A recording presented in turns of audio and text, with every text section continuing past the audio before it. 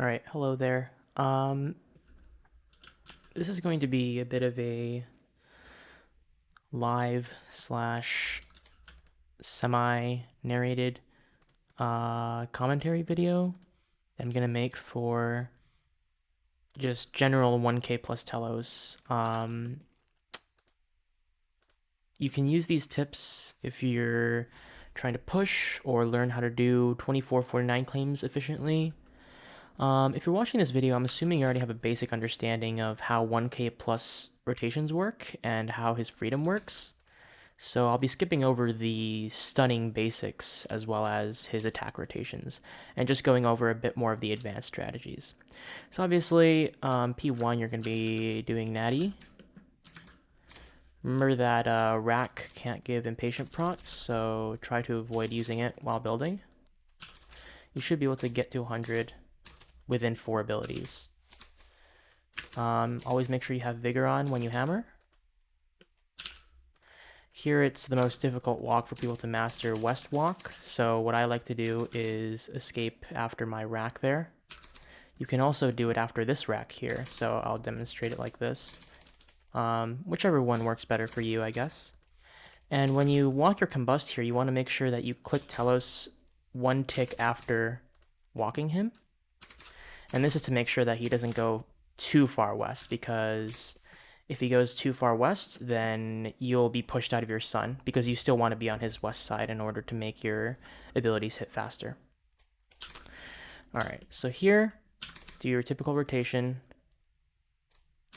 And the same principle applies to this combust.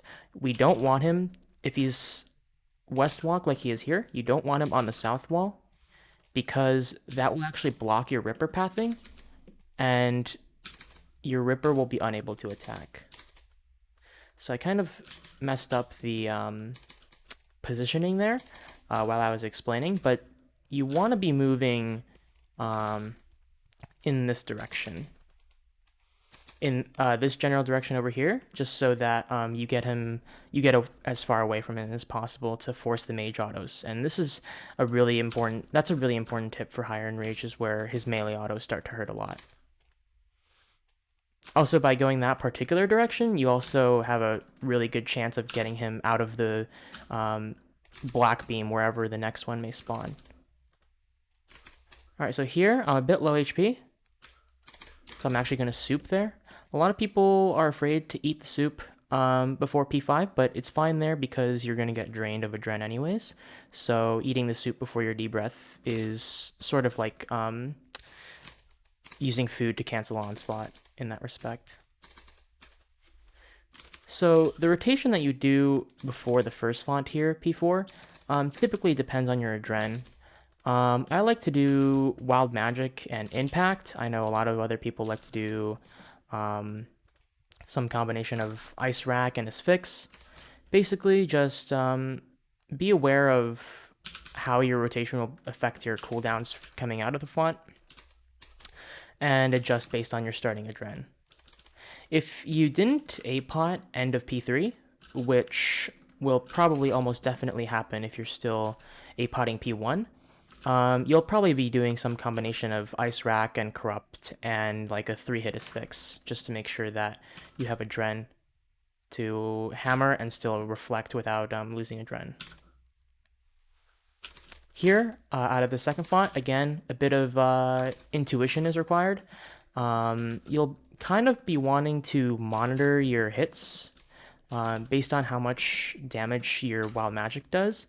If your Wild Magic hits really high, I like to do a 2-hit asphyx, and then just immediately deep impact. Here I like to combust Telos before, just for a bit of extra damage, because the combust will carry over for when he's vulnerable. If you're high adren going into P4, or P5, sorry, I like to gstaff and abil, although that's optional. Abil is decent for saving it for back beam in case you mess up as well. Here I got a pretty bad volcanic spawn, so I'm going to anticipate early. If you didn't know, volcanics on P5 can only stun after they've done their 3rd auto, which means that if you get a bad spawn where one of them spawns really close to you near the beginning, you'll want to anticipate early. If you get a good spawn, which that was not one, you'll want to do reflect sun and then anticipate first ability after sun.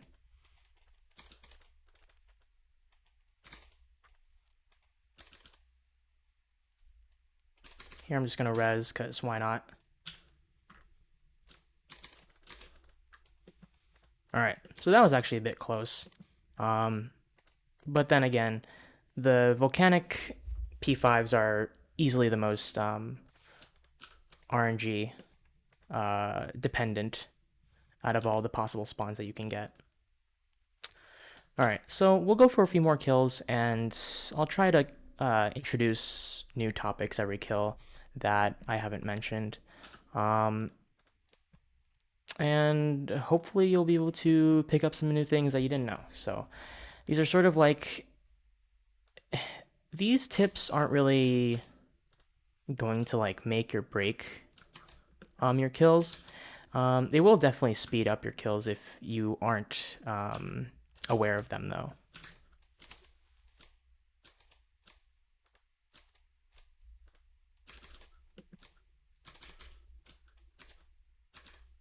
One thing about the vengeance, all right, so I messed up there with tag. I'm off tick now.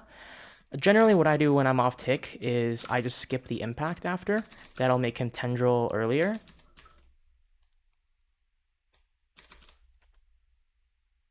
So instead of doing the impact after my deref, I'll just go straight into combust. I'll do a 3-tick corrupt into 3-tick deto. And then we're fine there. Whenever you mess up and miss ticks, you want to make sure that you're skipping impact, because if you still impact at the regular timing, his tendril will land when your sun has ended, which is very dangerous to have. So he did 0 autos after tendrils there, so I'm going to... Oh, whoops, I didn't venge. That's okay. Usually you want to be venging, like, the optimal time to venge P1 is right before he does tendrils. Because assuming that you always phase him, with your tendril damage, he'll never auto, which means that you get to basically pre-venge for phase 2. This will make it so that you can typically venge twice P2. And then I like to venge here P3.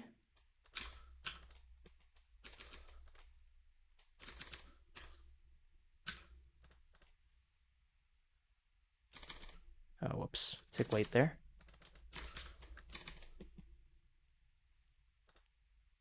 I actually made a mistake there, but it didn't really affect me that much. If he does virus P3, he actually drains your adren twice. So if you do get the virus, and...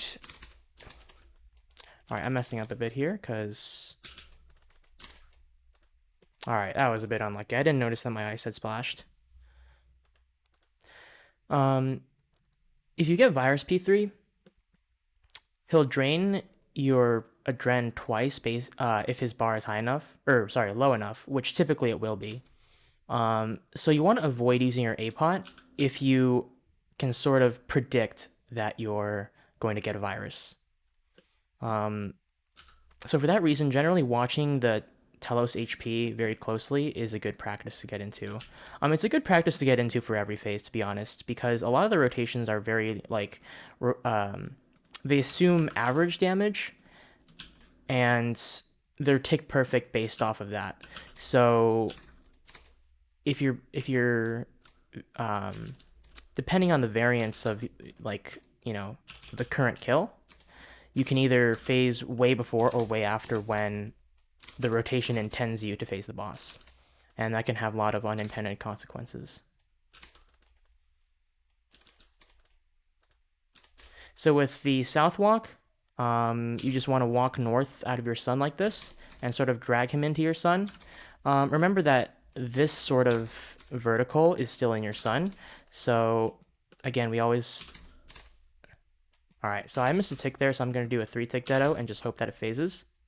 I'm going to reflect in case it doesn't. All right. If it goes south walk like that, you can use that vertical line of the westernmost line of your sun to your advantage like that, so that you can walk without walking him. A bit low adren here, so I'll just rack. Sort of improvising a bit here.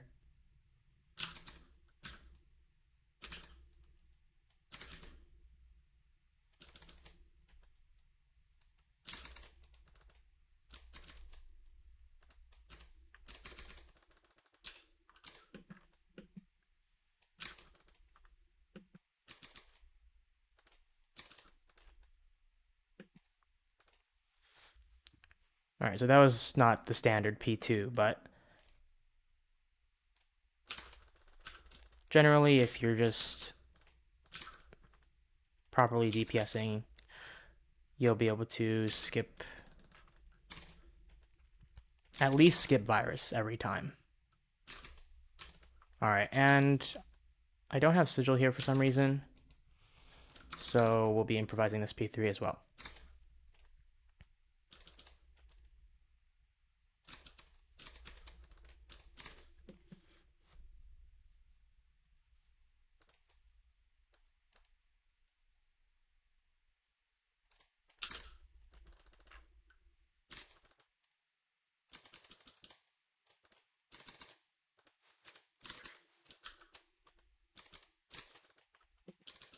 When you go into the first font, always make sure you're resing first.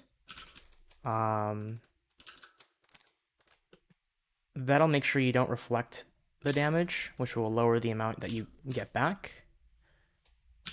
And it'll make sure your res is off cooldown consistently when you get into by the time you phase into the second font. Also, when you're phasing into the second font, make sure you're staying on Telos so that when you lose target like this, you can get a lossless Devo. So make sure you're not going on the minions as soon as they spawn. For dealing with a volcanic like this, I like to freedom because typically anticipate won't be off cooldown.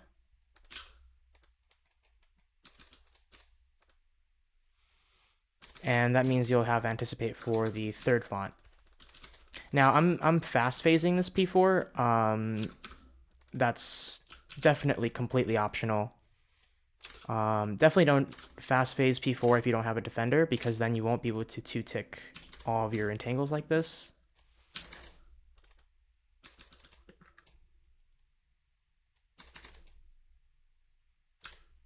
And there I was brewing after my impact.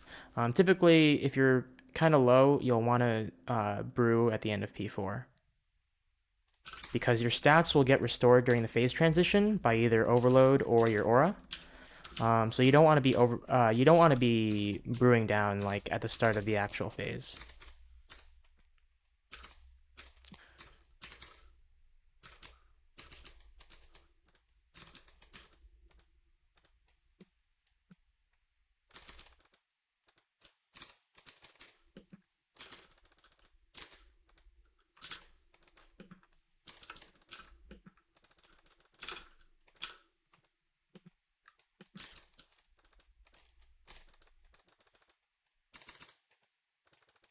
I don't really follow a set rotation for after the surge. Generally, you just want to make sure that you are using good abilities and getting your SGB. With all the power creep that we've gotten, like, you know, the gstaff amulet and just overall DPS increase from archaeology, it's pretty impossible to get instant killed in the current day. It still can happen if you just completely mess up though. So you want to make sure that you're focusing on getting the beginning rotation right.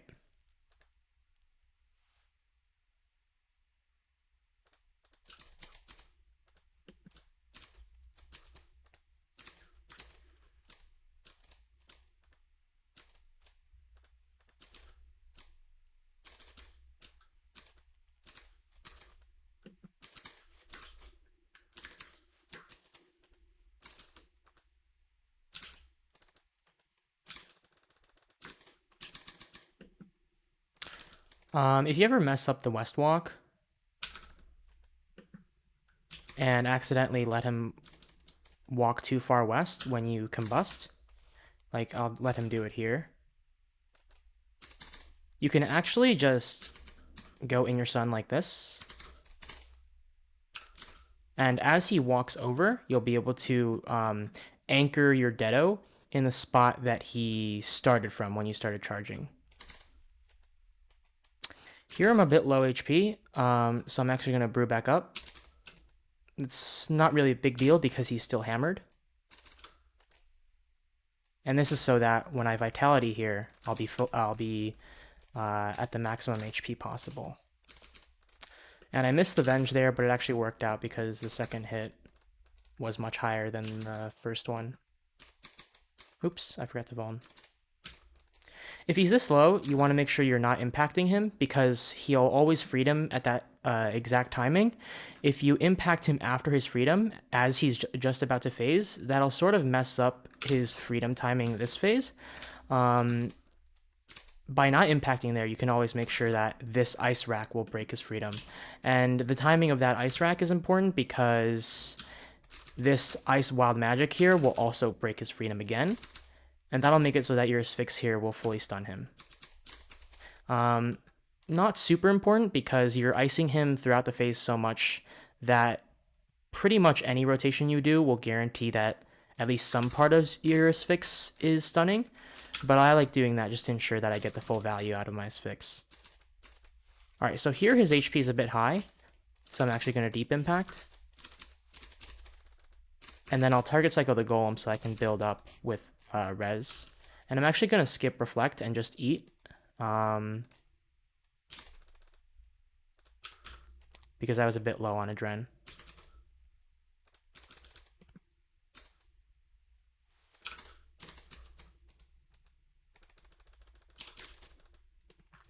Having him do a melee auto there is not optimal, but sometimes it can't be avoided just because you don't have adren or just because your damage is too low. Alright, so here I'm actually using quite a bit of food. I did forget to Excalibur. So, alright, so there I messed up. I used the wrong auto.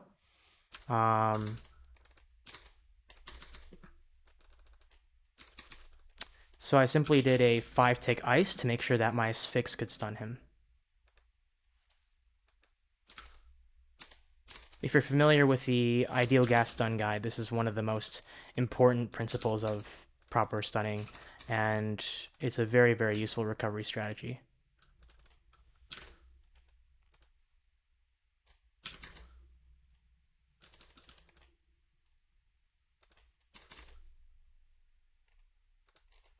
Alright, so here, because I'm a bit low on food, I'll be debilling P5.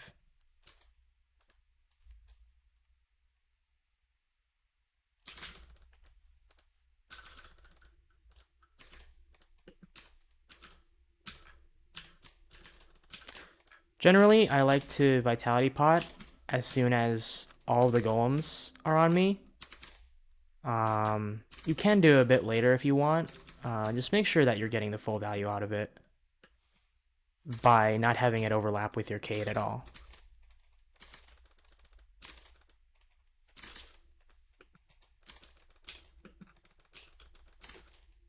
Sometimes you heard my keyboard press there. I was trying to target cycle the golems after surging like that. Sometimes it'll sort of dead click. You just want to make sure that you're focusing on your target icon and making sure that your target cycle is actually going through. So pay attention to the golems.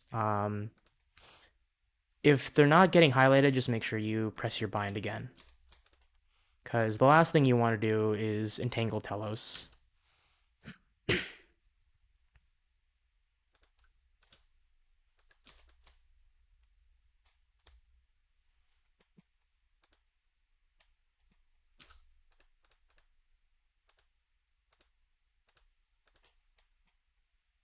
Actually, because I'm sort of marketing this as being able to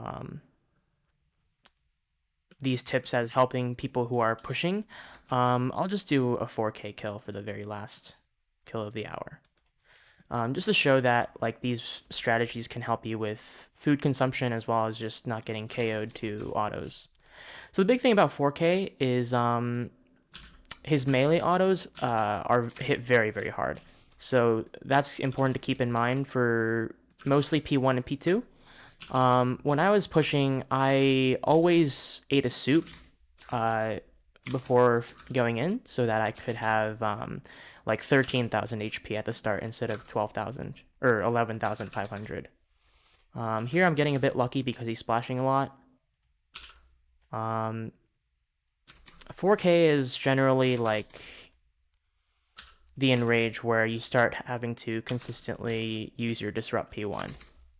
Here I'm gonna res. I'm gonna keep my melee prayer on as I res. And this will make it so that if he did hit me there, I would have healed less. And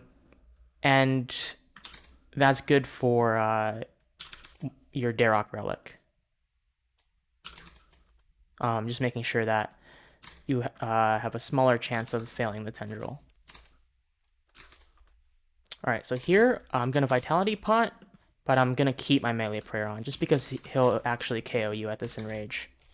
At 2.5k, you can pretty much safely soul split the Mage Onslaught hit. It maxes out about 6k. Oh, whoops. I did not stun properly there, but got lucky.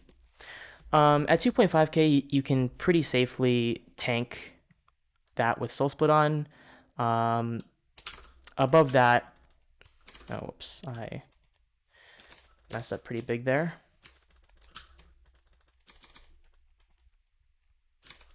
You also want to give him some beam time at this enrage, just so that you don't get smited.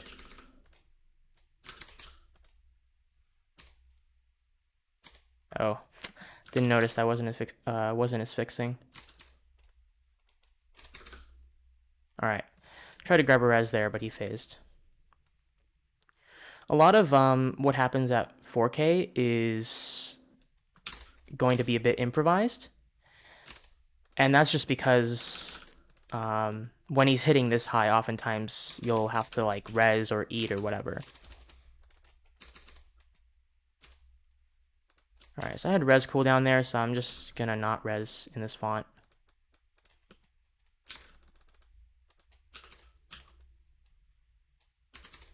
And here, because my asphyx is off or on cooldown, I'm going to impact first.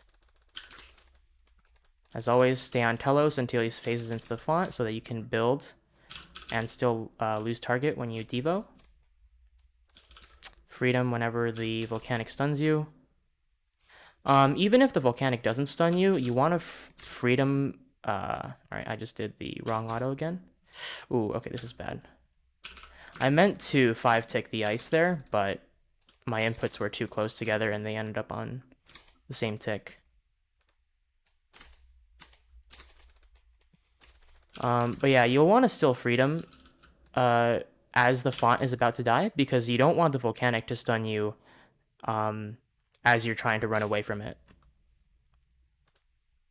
And having to freedom super late will make it so that your global cooldown can mess you up.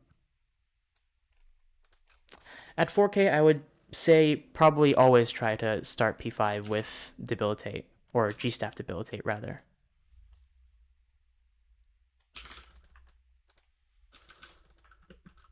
So here we got what I would consider a good volcanic spawn. Alright, that was lag. But due to it being back beam, that's not really relevant. So because I messed up the impact timing, I'm just going to do a 2-hit asphyx so that I can get the rest of my rotation done.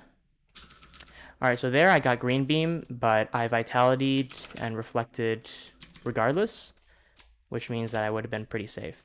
Alright, that's the wrong keybind. I was trying to find Cade.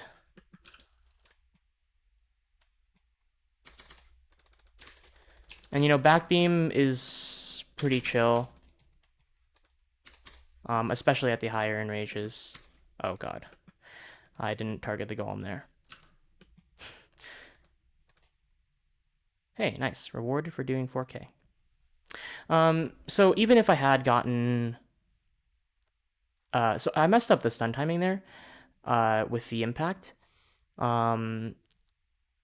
I had gotten another colored virus, though, I would have still been fine because I adjusted my rotation. I cut my asphyx short so that I could SGB and whatnot, and I reflected the same tick as virus came, so I would have been safe.